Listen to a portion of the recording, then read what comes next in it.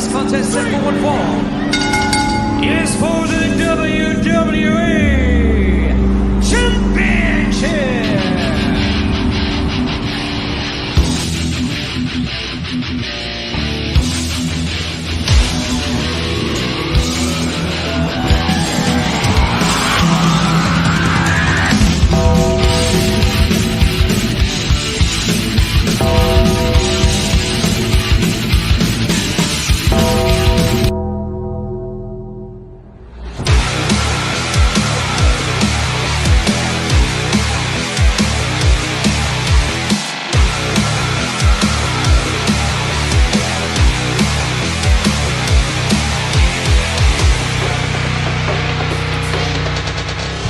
Life moves pretty fast.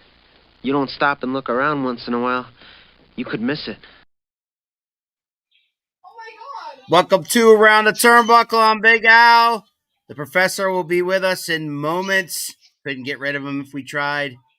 But here with us, ladies and gentlemen, is one of the most passionate wrestling entities in the state of Pennsylvania, and his name is Jeff Christian. Some people just call him Jeff.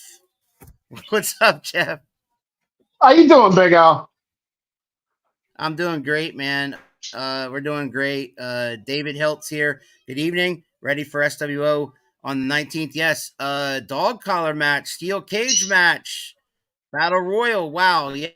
Yes. Lots going on at SWO. I will not be there. I did make an announcement publicly on Facebook. And also, but the SWO fans, faithful, I will not be at any SWO event for the rest of the year. I'm going to miss everybody, but if they want me back in January, I'm all theirs. I have a lot going on at work and a lot going on at home. So over the next 3 months, I'm not really available there. I got one more show for 3WA, and that's on October the 26th, getting my plugs in.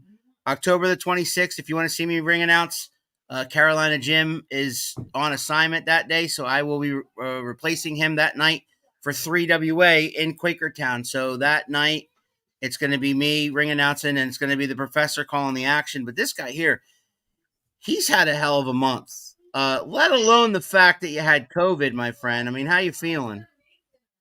You know what? I'm over it. I feel great. You know, I've got to do some traveling, and I got one football team winning a lot of games as long as you don't pick them. I got one football team losing everything, even though they were starting the season as the 10th ranked team in the country. I got a baseball team in the playoffs that had just a tremendous come from behind win yesterday. My boy. It's exciting. Love it. I got a lot of wrestling coming up. You do. And speaking of wrestling, I mean, there was an event that you wanted to talk about that happened in September, and that was Phantom SIX All In Together, which they raised $1,000 for the National Alliance for Mental Health here in the Lehigh Valley. Kudos to Dylan Quinn and everybody involved there. $1,000 for mental health in the Lehigh Valley is an amazing feat, and congratulations to everybody involved. Talk about it, Jeff. Yeah, so unfortunately, I had so much hope and excitement to get there and to be part of that. And about 4-ish days before that, I came down with COVID, which meant I couldn't go. And, yeah. I was so distraught and so upset, and I messaged the guys running Phantom SIX, and I told them, you know, of course they were a little bummed about it too, and like if there was anything I could have done to be there, man, you bet your ass I'd have been. If I could have done anything virtually, absolutely I would have done it. The only thing I could do, you know, the last time you guys were gracious enough to have me on the show, well, you know, the only thing I could do really was talk about it, hype it up, make sure people knew about it, so that we had a chance to raise some money for the National Mental Health. Professor was there. Professor was there. Yeah. He said he was going to try to get there. He did help out. He did get to call That's some great. matches. He got to call some That's matches with great. ABJ. He also got to call some matches with the tag team champions. So I mean, are the I'm sorry, the TNA tag team champions. So Oh, with Ace and with ABC. that's pretty cool, right? Yeah, absolutely. So he was Absolutely. excited. He was very excited about that, and I'm sure he'll tell you about it. But the good news is you missed that one. That's the bad news. The good news is there's one next year, and that's All In Together 2 next September. And again, if it was anything like this year's event, great cause, and we'll raise throughout the year. The professor and I will do whatever we can to raise awareness for this. We love you. We love Dylan. So of course, whatever. And when the event gets closer, maybe next August we'll have you back on and we'll hype it up some more and get people to turn out even more. Maybe double it. Maybe we'll get $2,000 next year for that That wonderful that'd be great, man. National But Alliance for Mental Health. Man, that's a great cause, and absolutely, man. But and flashing across it's something. Hold on. I gotta say this. the It's something head. that I haven't been too shy about on your show.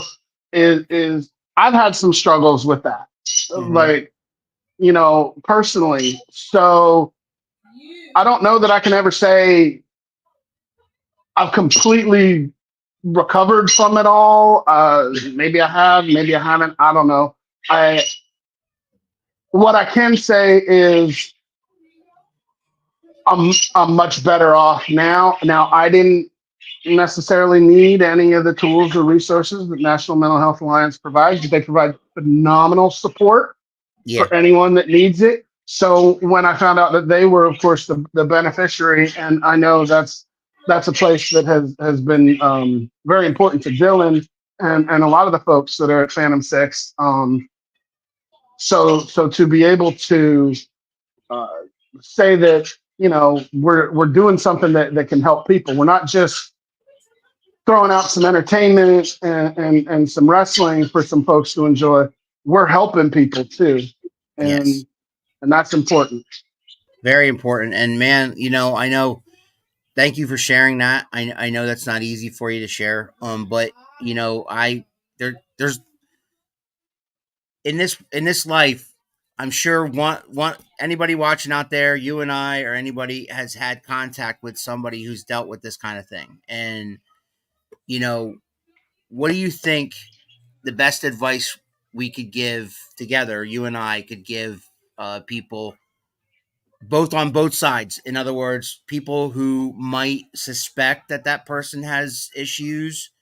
Is it, is the best advice to talk to that person? Or, and then on the other side, the person who thinks that they're all alone, shouldn't they, reach out to, because there's a lot of people that love them and care about them more than they think. Absolutely. I think when you're going through it, it feels like you're all alone. You're at the bottom of a pit, and you're not going to get any help to get out. And the more you try to dig yourself out, the further down you dig. That's not the case. Okay. Um, Talk to people. There are resources that can help you get out of that downward spiral. There are people and places that exist, like National Mental Health Alliance, that can help you overcome those challenges. They're not permanent. Okay, a lot of them, they are not permanent things. Some of them are, and let's not be completely generalized here. Some of them aren't easy. A lot of them aren't easy, right? Yeah.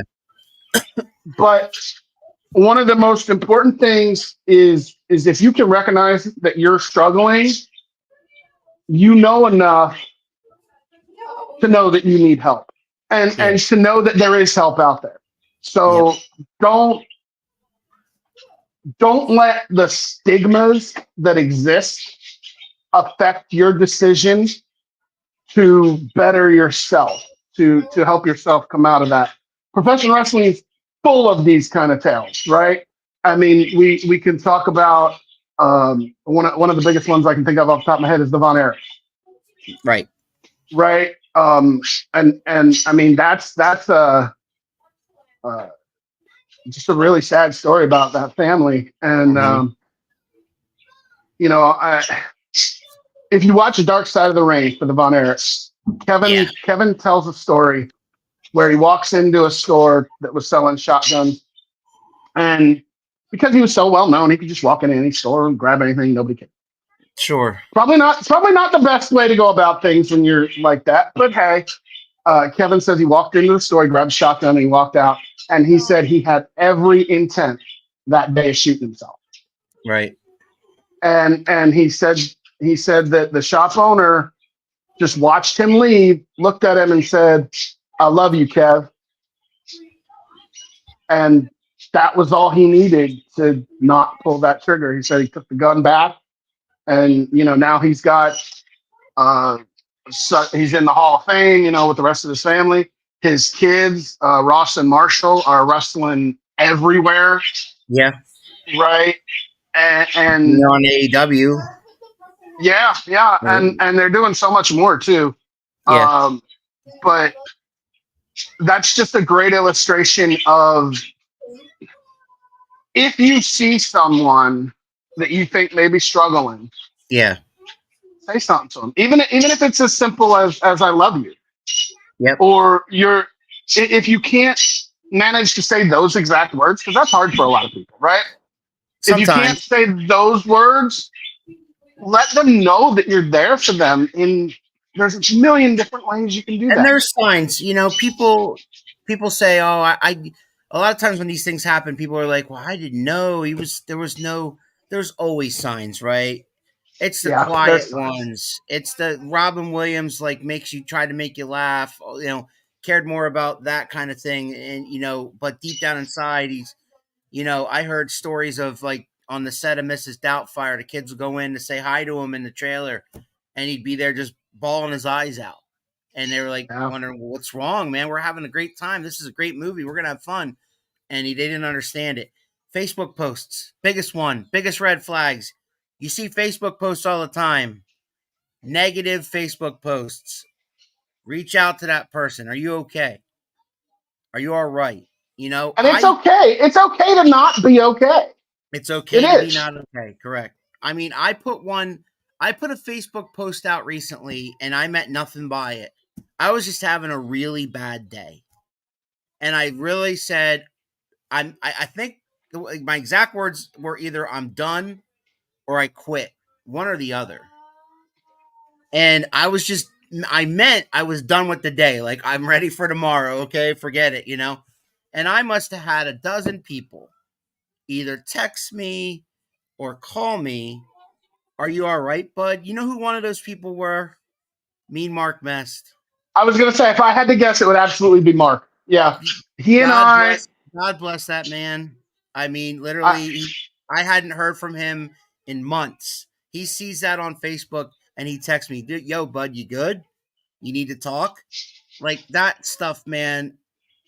That's the cool thing about wrestling, man. Because we're talking about a guy who I wouldn't have known 4 years ago, 5 years ago, before I, started getting involved locally around here.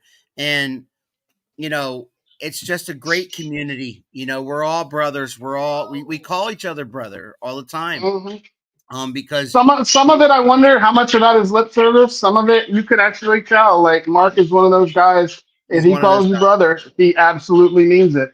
It's And great. and I don't just say that because I learned a lot of my stuff at the dungeon from him and his brother, and Hmm. and everyone else that was there, and gracious enough to teach me along the way. And I'm still learning stuff about the business. I don't know that it'll ever stop. But I can tell you that when I was going through a really rough time, Mark was there. Mark was texting me every day, That's and awesome. sometimes multiple times per day.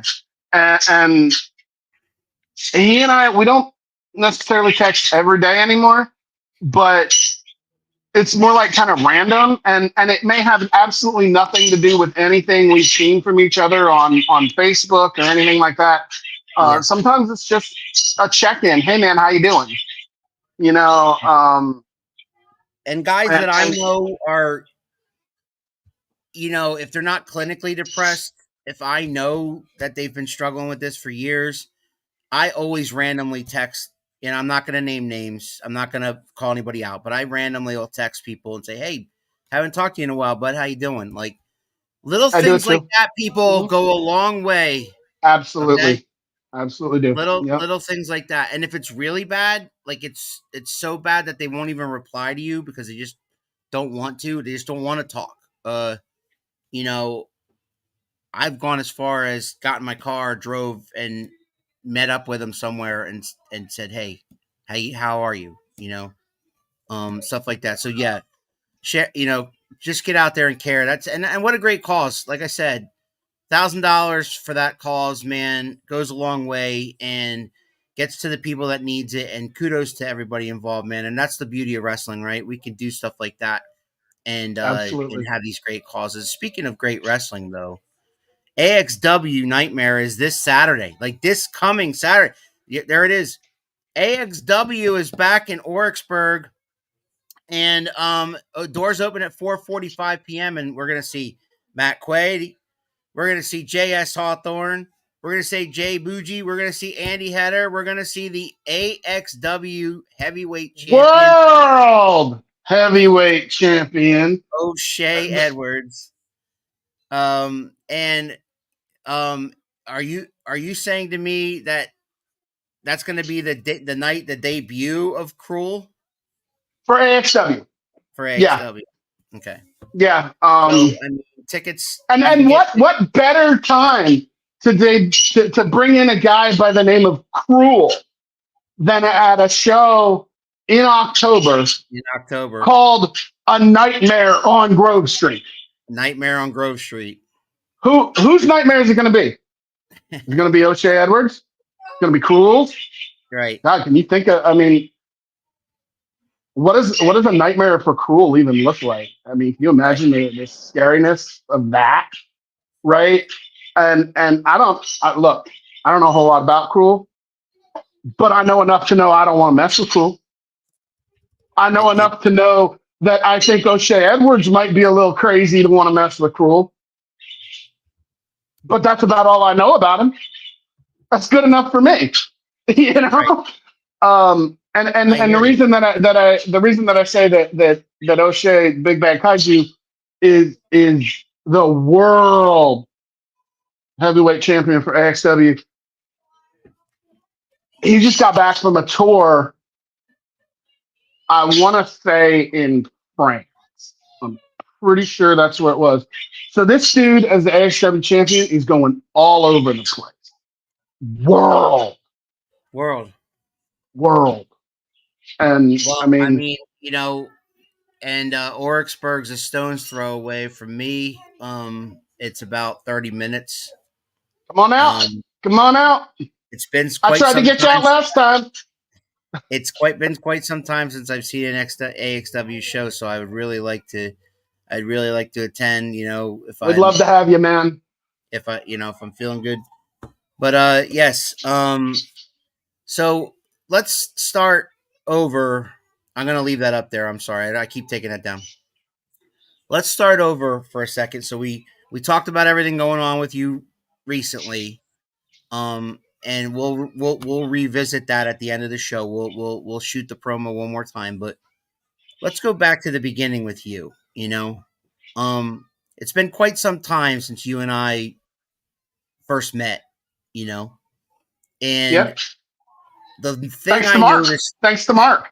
thanks to Mark, and the thing I noticed right off the bat, just talking to you for 5 minutes, is this guy loves wrestling more than I do. I mean, more than most. And the title of this show, I've dubbed it "The Passion of the Christian" because Jeff Christian loves wrestling.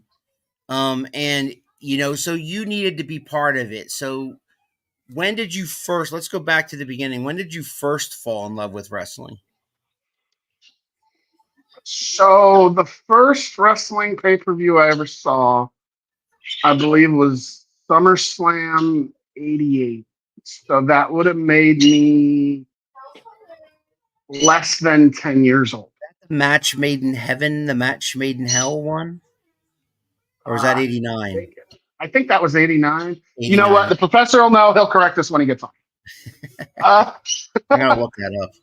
I know for a fact if Corey Cross is watching this, he would be the first to jump in and tell me whether I'm right or wrong. That Absolutely. dude's a walking encyclopedia of wrestling knowledge.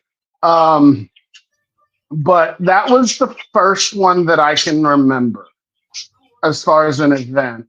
Now, prior to that, I used to go to my grandmother's as a kid, like I every Saturday. stand corrected, Jeff, not to interrupt you. But the match made in heaven and the match made in hell was 89. Okay. 88 was the Mega Powers versus the Mega Bucks. Ah, okay. Okay, That yeah. was that was the main event with Yeah. Jesse the Body Ventura as the referee. Yeah, that's not, yeah, I remember that. I remember the body. Yep. So yeah, 88 was my first pay-per-view. And I'm pretty sure it had everything to do with Hogan and Savage, you know. Um, but they weren't actually the guys that got me into wrestling. Yeah. As a kid, I wanted to be a cop. So I used to go to my grandmother's every Saturday. I don't remember why all the time, but I was there one day and she was watching wrestling, which I hadn't seen before. And as I'm watching this, I'm like, this is gonna sound really weird in the society that we're in now. I was like, wait, is that cop beating somebody up? That's so cool. Do I get to do that as a cop? No, you shouldn't do that if you're a cop, unless you were the big boss. Right. So the big boss man got me interested in wrestling because I made that connection. Right. I then I started to appreciate the storytelling, not just the story that was happening or being told at the time, but the in-ring storytelling, the intricacies of the wrestling itself. And I started to discover so many other things that were out there from, like I could go back and look at a WrestleMania 1 or find Flair Steamboat stuff and Savage Steamboat and Dusty Rhodes all over the place with the load of charisma that dude had. And the more I watched, the more I wanted to watch. Right? Yeah. If you look at my DVR right now, there are 2 Florida State football games on it that I haven't watched, and I'm not quite sure I want to. But the rest of the DVR is almost exclusively wrestling stuff. Whether it was Monday Night Raw or SmackDown or anything AEW has out there. I've got Impact Wrestling. I've got New Japan on there. I've got Women of Wrestling, which, well, it's very glow-like. Right. It's still wrestling. And look, here's something that I don't know how many people know this, but Nikita Lyons, who's with NXT right now, but hurt, was in Women of Wrestling. Sure. It's a Tessa Blanchard wrestled there for quite a while. It's a place that it's not what you expect when you want to watch some wrestling, but it's wrestling. And I will watch as much wrestling as I can, because we don't live in a vacuum. Yeah. Right? As wrestling personalities, there's so many things in wrestling that we say, well, it's all been done before. Right. Yeah. That doesn't mean we can't do it again. That's right. That doesn't mean we can't put one little twist on it and make it different. Hell in a Cell is just a twist on a regular cage match, right? Right. But I mean, So, so but it's it's its got, own entity, but right? it's got its own critics, right? Like because they're like, oh, Absolutely, how many times have we seen Hell in a Cell matches and and things like that. But I think each one has its own good and bad points, And this absolutely. particular one was an end of a feud. It was, they wrestled each other. They had the strap match, and each one they were 1-1 going in, and then they had the end of the feud. So I think the story there before the match, people were anticipating the match. So what they did was raise the bar because, we were just expecting a fight. We were expecting a normal, regular Hell in a Cell match. Maybe one of them would bleed. There'd be some throws against the cage. Maybe somebody gets hit with a chair. What those two guys did was they didn't have to reinvent the wheel, but they got people back. And another thing too, and I'm with Keith on this, and we're going to bring Keith in here in a second, is Hell in a Cell used to have its own pay-per-view. hmm And Just like Money in the Bank, I Money in was the Bank with him, ladder matches. and I was with him on that it didn't need its own pay-per-view. Hell in a Cell matches should exist, but so randomly, like for this reason, so it means more when it happens. And I think that's Yeah, what happened here. What happened here is they used it at the opportune time with the two best guys they could, with the best rivalry of the year that they could, that in a was so pay-per-view that hot between those guys, man. was called Bad Blood, which was the first Hell in a Cell match. Right? All right, we're Yep. gonna bring the professor in here, Jeff. All right, cool. Yeah, sorry guys, I have a lot going on right now. So basically, I'm going to try to commit and not have these problems happen. And apologies, Jeff, nothing to do with you. I just have a lot going on personally Yeah, right you now. just don't like me. It's okay. No, I'm that used was to it. Al. Al was the one said I will never book that guy. He will come on this show over my dead body. Except I was the one that booked me. Because I made him. I slipped him a 20. Okay. So, All yeah, right. I'll remember this. Now 1,000% though. Hell in a Cell, you should only be doing Hell in a Cell if it's a fucking blood feud and you're going to end that blood feud, because the whole idea should always be, right, these two guys hate each other so badly, and almost like the concept of the old unsanctioned match. Like, we don't want to be responsible for what they do to each other. We can't control them anymore. So here you go. We're going to put you in this horrible playground where you can just maim each other. I'd love to see them make people sign releases just for the visual of you have to sign to go into this match, is how serious it is. Yeah. But I mean, that was an incredible match. It was a great pay-per-view overall. I almost killed my boss on Monday because he said fucking blood capsules, and I lost my goddamn mind, because it's like, that is not in any fucking way how we do it. Well, anyway, Yeah. so See, I mean, Drew posted on X that he had 16 staples. Yeah. staples with his head. Yeah, that was hard way. So, so Jeff, you went to your, similar to me, you went to your grandma's like in the Saturday mornings. I used to watch it on Saturday mornings with my grandma. That was like a thing. And you saw SummerSlam '88, and then you started watching more often. And the more you watched, the more you wanted to watch, like you said. So let's fast forward to, you're old. You get older. You become an adult then, and then when did it start to feel like, okay? So I think I was 12 when my dad first started taking me to Hamburg. Okay. To watch live shows, and this is after WWF had moved out of there, so it was local shows. The only thing I can really remember about one of those shows is there was some dude that dressed all in white and had some kind of confetti gun, and he was named Tommy Dreamer.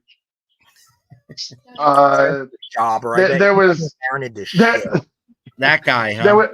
There was some other guy who called himself a Tasmaniac. Another one that just sounds like he never amounted to crap. I know, right? Freaking guys. And the ones that stood out the most to me were these two young farmer boys from Ole. And I don't know if it's because I knew where Ole was, or if it was because I went, those guys are wrestling in overalls? I know where Ole is. Yeah, right? Well, we know who they turned out to be, right? I'm trying to remember who would have worked there Well, that turned out. okay, so you've had one on your shelves quite often. There's a few people, though, that we have on the show quite often. All right, he's the reason I've gotten on the show. Ah, okay. So yeah, I saw Mark and Troy Nest, and to watch how their careers have gone, and know that they started out as baby faces, as farmer boy baby faces, and then the massive runs they've had as heels after that, and everything up until now with Mark and Troy. If you'd have told me when I saw Mark and Troy wrestle that day that a few years later those guys would be teaching me stuff, or I'd be randomly texting them at some given time, I'd have laughed in your face. There was no way I was gonna talk to some wrestlers like that, man. No. But what happened later on is, as I started to go to more and more shows, you start talking to people, and eventually my dad comes home from work and he goes, "Hey, have you ever heard of Vince Bonehead?" And I went, "What?" Well, it wasn't Vince Bonehead. My dad got the name wrong. The guy's name is Vince Bono. And I hadn't. But my dad said, "I work with his dad, so I'm going to take you to one of his shows." And I was like, "All right, cool." So we went to Riverside, where Vince was wrestling. And I got to talk to Vince, and I got to talk to a bunch of guys there. And Vince said to me one time, this was pre-social media. It didn't exist. Not even MySpace at that point in time. We barely had computers, I think, then. The internet was like, what is that? Yeah, I mean, it existed. I'm not even playing, kids. This is a shoot. It's real. It is. Yeah. It is. I had dial-up. That's where you had to kill a robot in order to get online. Yes. And sometimes the robot would win. That was a problem. Yeah, sometimes. Yeah. I had just graduated from college with 2 degrees in computer science.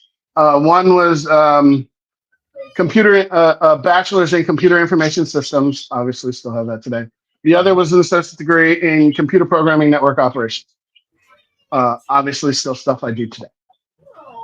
That's my shoot job. I'm a programmer. Right. Go figure, right? When I was talking to Vince, he said something to me of, I always wanted to have a website, but I don't know enough to do it. And the wrestler excuse, I've been hitting the head with a chair too many times. I don't know how to do that stuff. I mean, the only difference was when Vince told me I believed it. Yeah. So I said, well, hell, I can do that for you. I created a website for him. And then he was like, okay, we're going to need pictures to put on the website. Can you take pictures of my stuff? And I was like, yeah, sure. So just start taking pictures of stuff. And then the promoter comes up to me one day. He goes, hey, why are you only taking pictures of Vince's matches? That's all I'm supposed to do. And he went, not anymore, man. You're doing the whole thing. You're working for us now. You're part of us now. You're, one of us, right? And I was like, all right, cool. So I started taking pictures for World Professional Wrestling, WPW, wherever we went. I was happy to do that. And Vince started training me and teaching me stuff. But We needed a ring to learn stuff, right? Mhm. So he texts me one day and he goes, "Hey, pick me up, and I'm gonna tell you where to go. It's not too far, but I got a place for a ring." All right. So we end up going to the dungeon, owned by Mark and Troy Mest, and I'll never forget my first day there.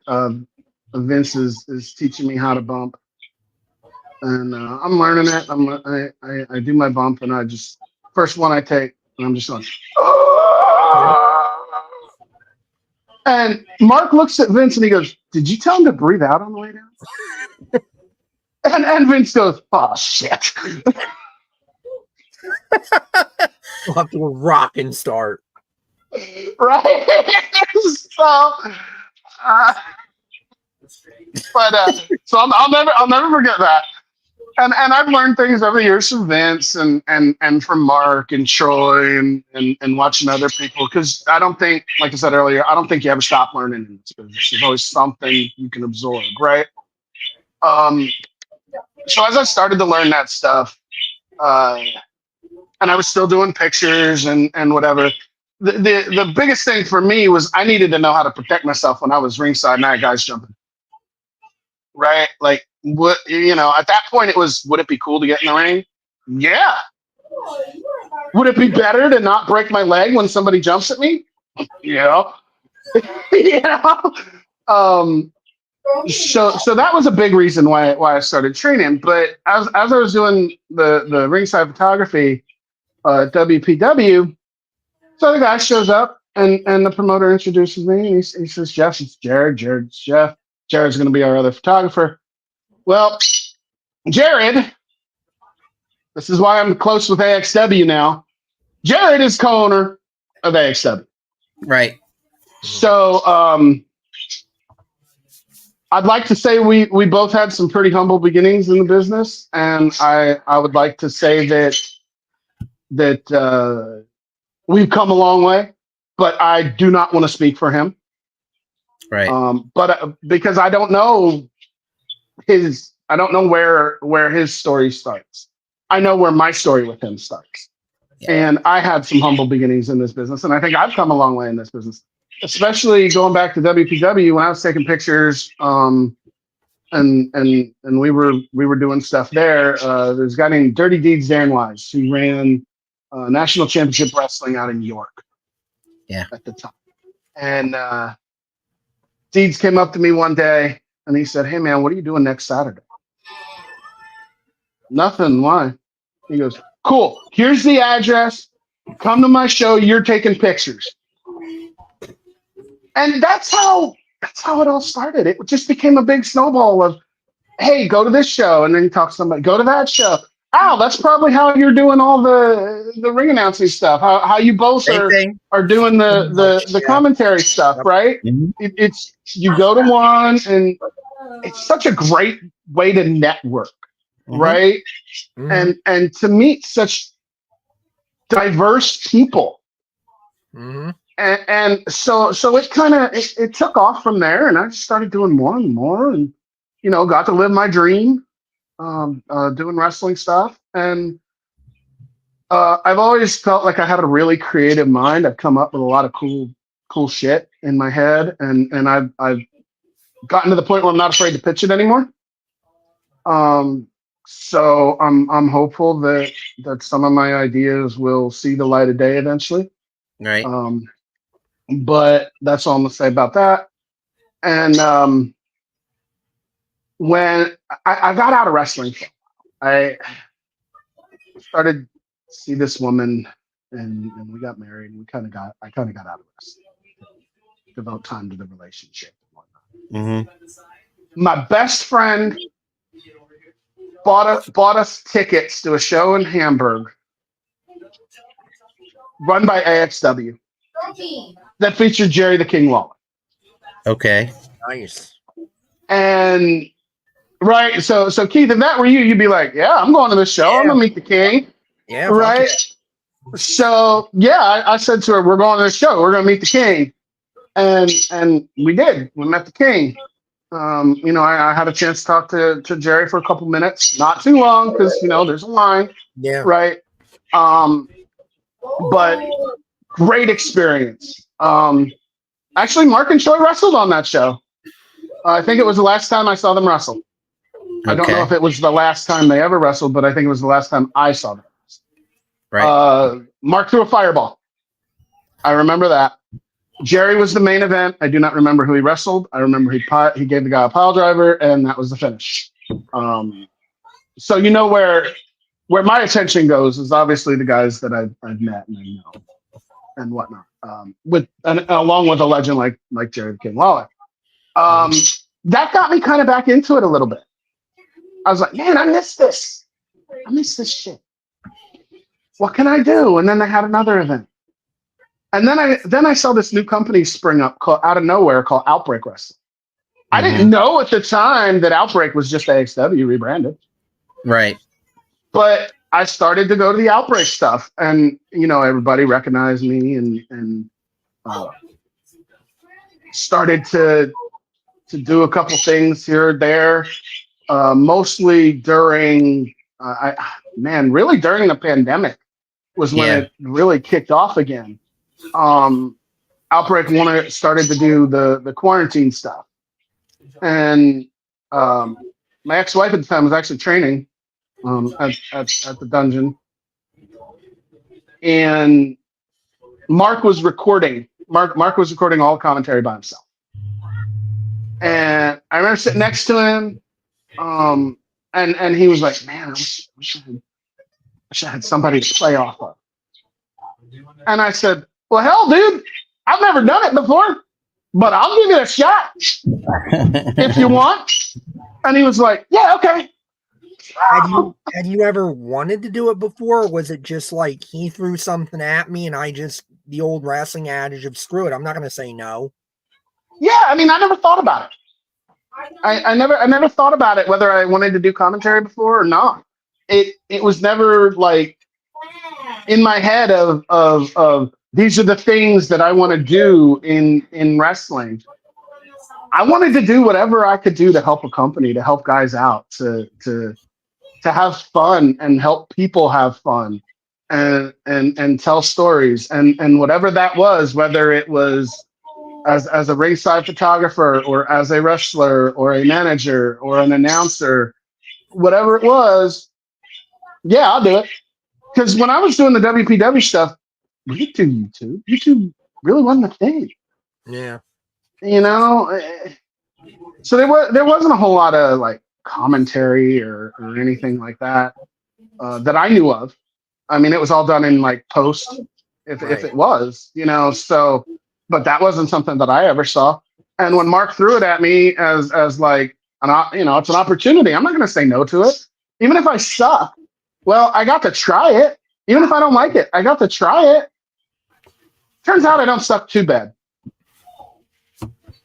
Nope. So, and that gave me a couple opportunities. And coming out of the pandemic, Outbreak had a show at the Monster Factory, and I got told, "You're gonna do live commentary, not the pre-recorded stuff. You're gonna do live, and you're gonna do it at the Monster Factory." And this is my first time doing that live at that place. Right. What? Okay. All right. No training wheels. Don't fuck up. Right. All right. So I get there and I'm going about my stuff and guy walks up to me, introduces himself, and goes, "Hey man, I'm Anthony." "Cool, I'm Jeff." "Hey, looks like we got commentary tonight." "Cool, man. What do you want to do?" Man, that was the first time I met ABJ. And I don't like to toot my own horn, but because we killed that. And it was so much fun. It was me and him and Dennis Rico. And we had so much fun on commentary that day, calling matches. And ever since then, Anthony and I have really kept in touch. He's done a lot of stuff at Sanctuary. That's kind of where he really cut his teeth for the most part. I know he's doing a whole lot of other stuff now. Mhm. I think Big Al, you said he did Phantom SIX, right? He did, Yes. yeah. Yeah, and I think Professor was there, right? I think you got Professor? to do that with him, right, Professor? I did. I did the Yeah. pre-show with him, and then I did a lot of the first half, and then I did almost all of the second half. So Yeah, and you know, it was a whole lot of fun, and I can tell you, December of last year was the last show at the Hamburg Fieldhouse, and I was in Iowa. I couldn't make it, but I was streaming it, and so I was listening to Anthony, and I was listening to BP Burke, calling the show, and those guys are tremendous. Uh, I mean, and I don't just say that because I work with both of them, and we're friends and whatnot. They're good dudes. They're good at their jobs. oh yeah. And I just randomly thought, hey, I should message ABJ, and I just I just sent him a message. Just said, hey man, you guys are killing it. And a couple minutes later on the live stream, he says my name. He's like, hey, we just want to shout out to our broadcast partner, Jeff Christian, who couldn't be here. I forget all he said. But it was cool that he did that because he didn't have to do that. Mhm. Right? Like if my friends are doing well at something or enjoying something and I can see it, I want them to do well. Mhm. You know, there used to be a time where in wrestling it was all like, oh my God, I can't let this guy take my spot. I can't let that. Yeah. No. Look, if he's better than me, cool. All the more success to him. You know, is there gonna be that little pit in my stomach of, man, I'm not that good? Yeah, sure. But that just means I got room to get better. Mhm. And I can learn from you guys or Anthony or BP or whoever, Michael Cole, right? Like you can learn stuff every time from anybody you watch or listen to. And so yeah, like that was a fantastic experience. AXW comes back. We're at Orwigsburg in I think it was March. It was on my birthday in March, and I was just thinking, oh, it's just gonna be another show like what I've done in the past. I've mostly been timekeeping and helping out wherever I can. But I've got enough other tools in my bucket that that let me do and fill in on a bunch of different roles. And I don't remember whether it was Jared or Antonio, but one of them came up to me right before the show started, right before the pre-show started, and he goes, "Hey, I need you on headset tonight." What? Yeah, you're calling the action. Go. I wasn't prepared for that. Mhm. Yeah. All right. I put the headset on. I looked at BP Burke and I was like, guess we're doing this. And he goes, we got this. And I think I did okay. I think I did okay. I'll fill in wherever I can. Whatever I can do to help the company, whatever I can do to help tell the stories. Whether that's timekeeper or commentary, color or play by play, or I'd prefer not to ring announce. I'm gonna leave that. I'm gonna leave that to guys that have much better knees than I do, like you, Big Al. You know. My knees aren't all that, but We're good enough. I mean, can get in and out of the ring. That's about There it. you go. That's all you need. If I were asked, yeah, I'd do it. I'd do it. What? The only thing I would say is my wrestling days. My bump card's full, man. Right. I can't do that anymore. But whatever I can do to help anybody else out there to tell their stories, to get their names out there, to get the promotion out there, however I can help, whether it's a single wrestler or a tag team or a company, however I can help them grow and succeed, I want to do that. That's the fun in all this, is growing together, learning together, being together to produce something that can create such an emotional experience for everyone involved. And it's just such a high to be part of that in any way.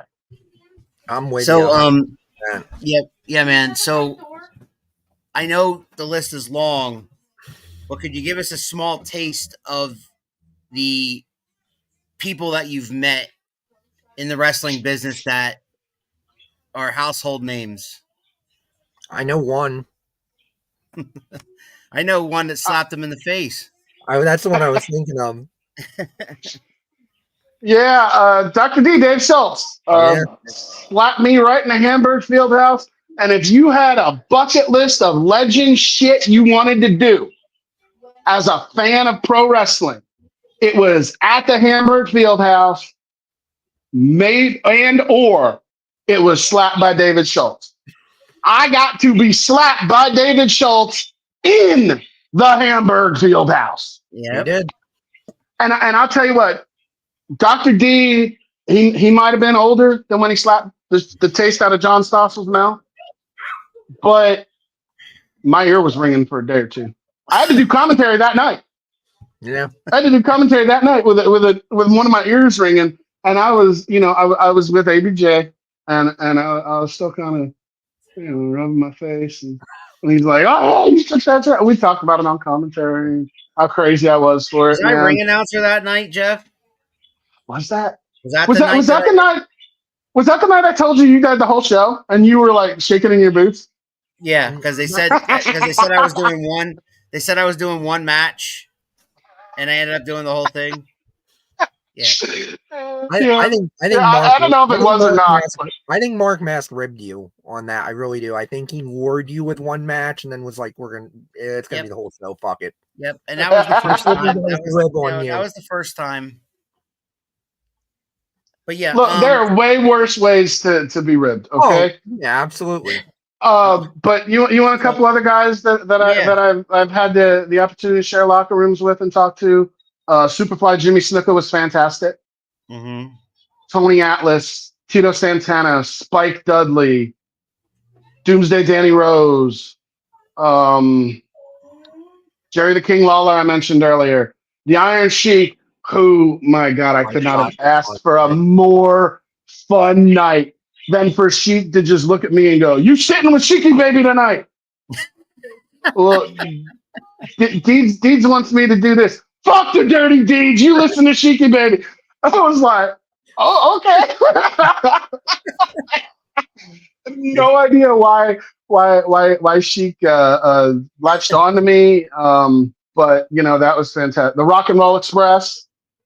That seems like that's just a Sheik thing from all the stories I've heard about him. Is he just takes a shine to somebody for whatever reason? It's like, there you go. Like Kevin Nash talks about the first time he met him. He gets in the car. It's Sheik, Sid, Nash, and Sheik goes and looks at Sid, and he's like, "Sid, who's the giant jabroni?" "I'm not a jabroni, Sheik." "Oh, of course you're not a jabroni, baby. No, you're 7 foot tall. You're great. You're the best ever. Oh, he likes you. All that shit. Yeah. I don't know, man. That was a hell of a time. Bruno was another one. I got to shake Bruno Sammartino's hand. Yeah. Right. Like, I got a picture. If you look on my Facebook page, there's a picture of me shaking hands with Bruno Sammartino. Yep. Now, I'm not including guys that like I went to other than maybe Dr. D, that I went to a con or something and just got an autograph or something like that, autograph or a picture. I'm mostly talking about guys that came to a show that I was working in some way, shape, or form.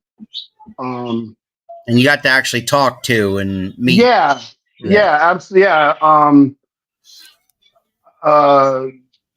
Did I say Tony Atlas? Tito Santana? You did. Yeah. Yeah, I'm trying to remember everybody else. It's just such a long list, man. Boogie Boogie Man, Jimmy Valiant. Right. I got to work the show with. Um, yeah, it's just Kamala, which was so crazy to me. Uh, like, because I remember Kamala as a kid, and I Yeah. was convinced that dude was gonna kill me if I ever met him. Yeah. Or maybe Right? eat you. Right? Yeah, yeah. Yeah. And I met him, and so soft spoken, Mm-hmm. and oh my god, and rest in peace, big guy. But wow, that was an experience, man. A lot of them, there's a lot of that don't meet your heroes thing. Yeah. Yeah. It applies to some. Yeah. It doesn't apply to everyone. Yep. Maybe it applies to somebody I've mentioned. Maybe it doesn't. Um,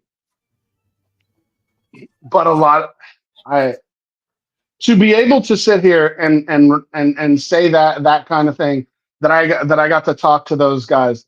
I don't know if you've ever heard of April Hunter. Um, Yes. Yep. yeah, so I got to do a show with her and JD Michaels one time, and they brought their corgis.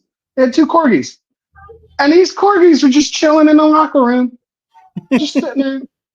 Like every time somebody walk in, they look up at him, wag their tail, and reach down, and pet him, and they were super chill dogs. Like I've never seen dogs that friendly and that just obedient that April and JD could just say, stay there, and they'd walk through the curtain, do their thing, come back. The dogs would just be chilling there. It was. I mean, to me, it was cooler to watch the dogs, but hey, it doesn't mean I didn't get a picture of myself with April and JD Michaels. I certainly did. But I remember the corgis. you know, you remember weird things like we had a woman. There was only one woman on the show, and she needed to get dressed or undressed, ready for the show in some way, shape, or form. I forget. But there was nowhere that really gave her enough room to do that other than the locker room that all the guys were in. And Jimmy Superfly Snuka called all the guys and he said, we're going to go out to the ring and we're going to give her the privacy that she deserves to be able to change. And he did not say it very loud. Mm-hmm. Everybody left that locker room except him. Mm-hmm. And when she came out, we knew we could go back in. And I mean, that's a respect thing that I don't think I'll ever forget. For From Jimmy to her, and from all of us for Jimmy, right? Uh, those are the kind of stories that you don't talk about, right?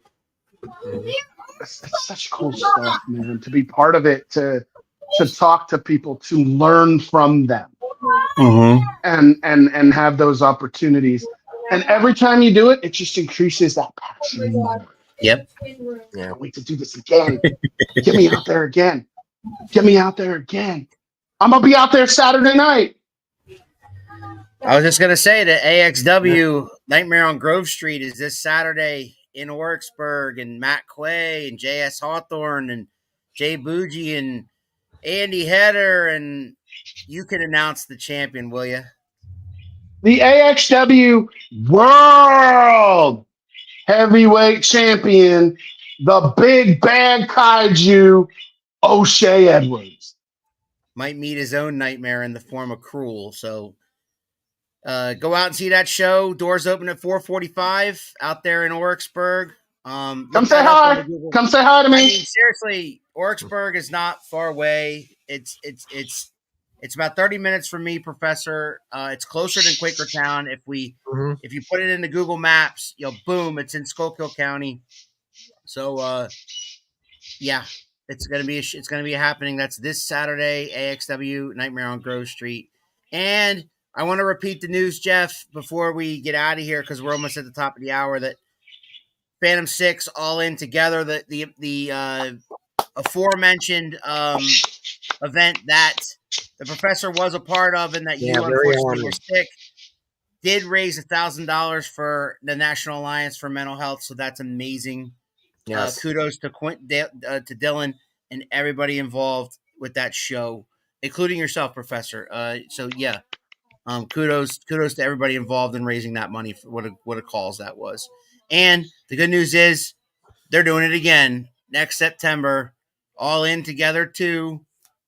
So yes, they're going to be back and for that same great cause. So again, keep your eye on the prize on Facebook for Phantom SIX and everything Phantom SIX is up to. Keep Mhm. your eye on the prize for AXW and everything that they're up to, and you'll probably cross paths with this guy right here, and his name is Jeff Christian.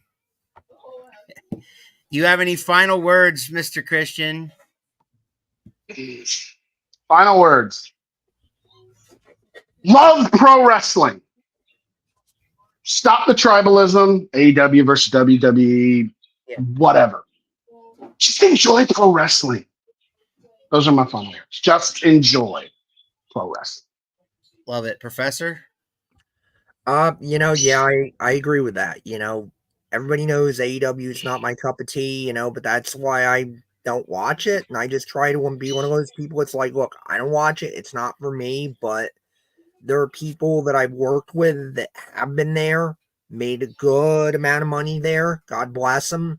There's guys there now that are making a good amount of money. God bless them. Keep doing it. And I mean, I hope it's successful. I hope it gets to a place where, maybe they make some changes. Maybe it becomes something I want to watch again. WWE did it this year. I didn't watch them for years. Didn't like the product. Still loved wrestling. Still wanted the talent to do well. Still wanted everybody to do well because we don't need anything going out of business. The smallest indie all the way up to WWE. We don't need places going out of business. We need this to continue. We need this craft to be taught. We need people to have places to work because honestly, you never know. The next Stone Cold Steve Austin, the next Rock, the next Hulk Hogan, the next whoever, they might be out there right now. Maybe they're in Pennsylvania. Maybe they're in Tennessee. Maybe they're in somewhere we don't even think of as a wrestling hotbed. Maybe they're up in Maine and they're getting a shot at somebody's fish and chip shop that set up a ring. But if they can't do that, that person doesn't get in the business and we don't get that next star. And that's not good for anybody. So we need the system to work. We need the ecosystem to be healthy. Yes, we don't need bad promoters. We don't need stupid things going on, but you figure out pretty quick who those people are, and natural selection kind of takes care of them. But we need the business healthy. We need more mid majors. We need the major leagues doing well. If you don't have anything nice to say, don't say anything at all. But for the love of God, go buy a ticket somewhere. Go find somebody that appeals to you, because I guarantee you can, especially with YouTube. Support your local indie wrestling, right? That's Awesome. that's exactly what you're saying. That's what we're all about, man. Absolutely. So I want to thank the professor for popping on here, and I want to, he had some things going on, so I'm glad that he did show. I want to thank you, Jeff, for everything that you do, especially your passion for the business. I want to send a shout out to all the families affected by Hurricane Helene down south. I have some family members and down Hurricane there. Milton coming through. And God bless those in the path of Hurricane Milton. Batten down the hatches, get to higher ground if you can. That thing's last I saw is hitting the Tampa Bay side of the Gulf in on Wednesday morning. So please batten down the hatches or get to higher ground. You saw what Helene could do. This hurricane's even stronger. Yeah, so please, I have my son now. Get out of the way, Zachary. If you're watching this freaking program, call your father back. I got a text message from him saying, "Oh, I'm good. Just keep in touch with me, Zachary, because that when the last tropical storm went through, you really didn't. So please do that. Reach out to anybody that's down south. See if they're okay. I have a lot of family members in Tennessee, the Carolinas, Louisiana, Florida. So, shout out to everybody there. Be safe. A lot of my Next family's week. in the path of Milton. There you go. Yeah. Have you been in touch with them? I have texted my cousin today, who's told me that he's at the point of just boarding up the windows and praying. Yeah. God bless them all. It is hurricane season. Next week, Professor, on this program, on our regular scheduled day, which is Sunday, the Three Beards of Wrestling will be here. That is Shane Sanchez. That is Brian Horan, a.k.a. General Kiesel. And that is our old friend, Prince Shango, a.k.a. Adrian. He will be here. The Three Beards of Wrestling can be seen on their YouTube channel every Monday at 7. They are on right now. We're kind of cutting into their time, so we're going to get the hell out of here. Yeah. But they will be here. Imagine that conversation, Jeff. Me, the professor, and those three knuckleheads. I think they're just going to take over the show. It's going to be insane. It's going to be crazy. Sounds like a lot of fun. I might have to pop in for that, too. Please, too. I'll wreck the party. Please like, subscribe, share our videos. That's how we get out there. And if you want to be a guest, hit us up. If you're involved in the wrestling business, like Jeff and I and the professor are, or a wrestler or a referee or a wrestler, if you're involved in professional wrestling and you love it the way we do, that's what this show's all about. Hey, thanks for having me, guys. This was fantastic. Hey, thanks for hanging out. We love you, man. All right? Don't Right go back at you. Love you guys. For the professor and the one and only Jeff Christian, I'm Big Al. This was Around the Turnbuckle. We'll see you next Sunday. You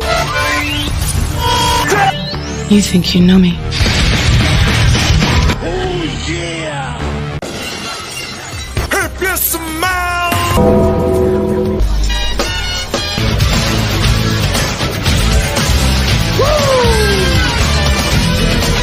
Calculations are correct. When this baby